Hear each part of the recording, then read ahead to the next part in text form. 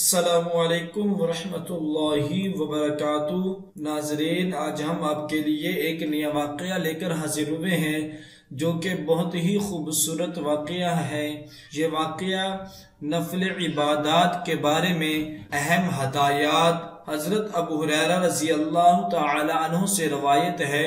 کہتے ہیں کہ رسول اللہ صلی اللہ علیہ وسلم نے ارشاد فرمایا، جمعہ کی رات کو قیام، نفل عبادات اور تہجد وغیرہ کے لیے مخصوص نہ کیا کرو، اور نہ ہی جمعہ کے دن کو روزے کے لیے مخصوص کیا کرو، بجز اس صورت کے کہ جمعہ کا دن کسی ایسی تاریخ کو آ جائے جب تم میں سے کوئی شخص اس میں روزہ رکھتا ہو۔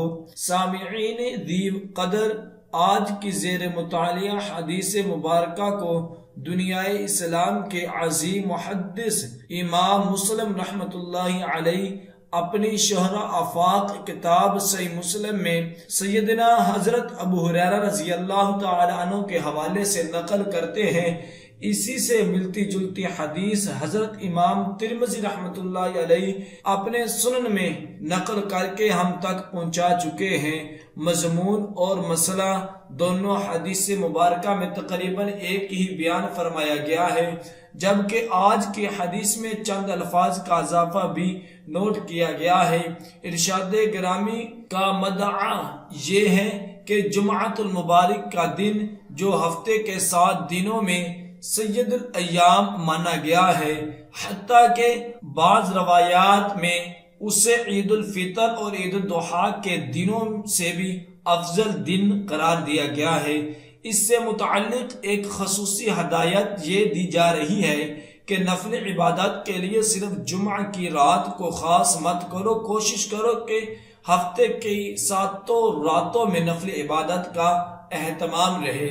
نماز تہجد، تلاوت قرآن پاک، درود پاک، استغفار اور اسی طرح ذکر اللہ پر مشتمل پاکیزہ کلمات طیبات جن کا احادیث مبارکہ میں کثرت سے تذکرہ کیا گیا ہے، ہر رات کے کچھ حصے کا معمول رہے۔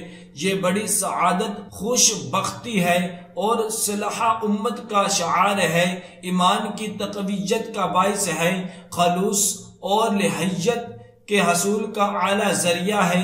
جب یہ معمولات ہماری راتوں کو زندہ رکھنے کا واقعی حصہ ہوگے تو شب جمعہ بھی از خود اس میں شامل ہو جائے گی۔ اس کے لیے الگ سے تانگ دو کی ضرورت ہی نہیں رہے گی۔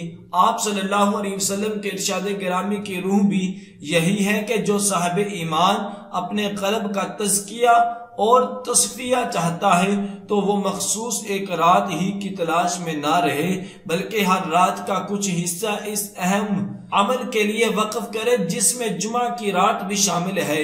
یہ عمل اپنی اہمیت اور افادیت کے پیش نظر تسلسل کا تقاضا کرتا ہے۔ حدیث پاک میں بین السطور اسی کی تلقین کی جا رہی ہے۔ دوسرا جزو حدیث مبارکہ کا یہ ہے کہ جمعہ کے دن کو روزہ رکھنے کے لیے بھی خاص مت کرو۔ کون نہیں جانتا روزہ رکھنا اہم ترین عبادت ہے۔ حدیث میں فرض روزوں کے علاوہ نفلی روزوں کے فضائل بڑی کثرت سے ملتے ہیں، اور الحمدللہ اہل ایمان ان کی برکات سے غافل نہیں ہے۔ یہاں رسول رحمت صلی اللہ علیہ وسلم نے پھر اپنے امتی سے یہی فرمایا کہ جمعہ کے بابرکت دن کا روزہ رکھنا چاہتے ہو تو پھر صرف ایک روزہ نہیں بلکہ اس سے آگے پیچھے ایک روزہ رکھ کر اس کا جوڑا بنا دو۔ اگر دیکھا جائے تو اس ارشاد گرامی میں جمعہ کے دن کی اہمیت کو اور بڑھا دیا گیا ہے کہ جمعہ کے روزے کو اکیلا نہ کرو بلکہ اس کی تعظیم کے پیش نظر جمعرات کے دن کا یا ہفتے کے دن کا روزہ بھی رکھ لو۔ یہ بات اس عظیم دن کے پروٹوکول اور عظمت کی ہے کہ اس سے پہلے اور اس کے بعد ایک دن کو ملا لو تاکہ درمیان والے دن کا مقام و مرتبہ واضح ہو۔ ایک پہلو سہولت کا ہے تو دوسرا عظمت و تقریر کا ہے۔ سبحان اللہ و بحمدہ سبحان اللہ العظیم، یہی اعجاز اور حسن ہے اس شریعت مطہرہ کا جسے خالق کائنات نے ہمارے لیے پسند فرمایا ہے اور جس کی تشریح کا عملی نمونہ رحمت للعالمین صلی اللہ علیہ وسلم کی ذات گرامی ہے۔ مزید آپ صلی اللہ علیہ وسلم نے فرمایا کہ اگر کوئی شخص ہر مہینے میں کچھ نفلی روزے مثلا ایام بیس کے روزے رکھتا ہے اور ان میں جمعہ کا دن بھی آ جاتا ہے تو یہ روزہ رکھے کہ یہ تخصیص جمعہ نہیں ہے۔ سامعین گرامی، آخر میں ہم آپ کی توجہ ایک اہم نقطے کی طرف مبذول کرانا چاہیں گے اور وہ یہ ہے کہ جمعۃ المبارک کے دن کے حوالے سے اوپر ذکر کی گئی دونوں صورتوں کا تعلق نفلی عبادت سے ہے۔ رات کا قیام یا دن کا روزہ دونوں نفلی عبادت ہے اور رسول اللہ صلی اللہ علیہ وسلم نے ان دونوں کا اہتمام کرنے کی ممانعت فرمائی ہے۔ نکتہ اس میں یہ ہے کہ نفلی عبادات کے مقابلے میں فرض عبادات محدود ہے، ان کا ایک مقرر اور متعین نصاب اور نظام ہے، ان میں کمی پیشی کا کوئی شعبہ نہیں ہے، مگر نفلی عبادات کی کوئی حد نہیں ہے۔ اور عموماً یہ بات دیکھی گئی ہے کہ انسان نفلی اور مباح کاموں میں زیادہ دلچسپی رکھتا ہے اور بالعموم افراط اور تفریط یا غلوفی دین انسانی زندگی میں ایسے ہی کاموں کے ذریعے داخل ہوتے ہیں اور ایک موقع ایسا آ جاتا ہے کہ شیطانی اکسائٹوں کی وجہ سے فرائض سے توجہ ہٹنا شروع ہو جاتی ہے اور مباح کاموں کا اہتمام پورے زور و شور سے شروع ہو جاتا ہے، اور انہی مباحات سے خلاف شرع امور بھی شیطانی تزئین و آرائش کی وجہ سے انسانی کشش کا ذریعہ بن جاتے ہیں۔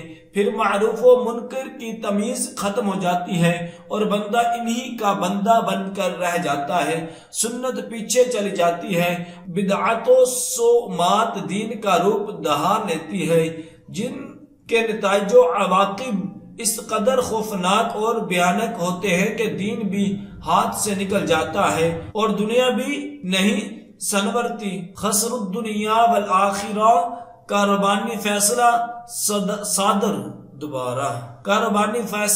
صادر ہو جاتا ہے۔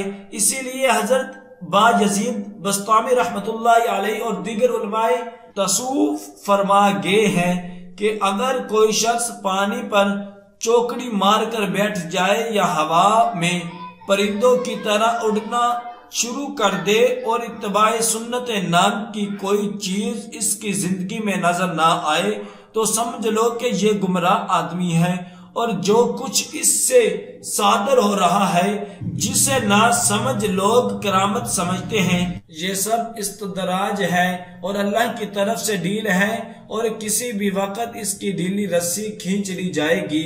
اصل دین تو استقامت علی الدین ہے۔ سچ ہے کہ دین میں تکافات اور نار و پابندیوں اور مشکل پسندی کی کوئی گنجائش نہیں ہے۔ آج کی زیر مطالعہ حدیث اس کی ایک جھلک ہے اور بڑی چشم کشا ہے۔ رسول اکرم صلی اللہ علیہ وسلم کی اس دعا پر ہم اپنی گفتگو کا اختتام کرتے ہیں کہ اے اللہ، جب تک آپ مجھے زندہ رکھیں مجھ پر رحم فرما کے میں سب گناہ چھوڑ دوں، نیز مجھ پر رحم فرما کے میں لا یعنی کاموں کو کرنے کے تکلف میں نہ پڑ جاؤں اور مجھے ایسے اعمال میں حسن نظر سے نواز دے جو آپ کو مجھ سے راضی کر دے۔ آمین۔ دعا ہے کہ اللہ تبارک و تعالی ہم سب کو ان کلمات پر عمل کرنے کی توفیق عطا فرمائے۔ صدق اللہ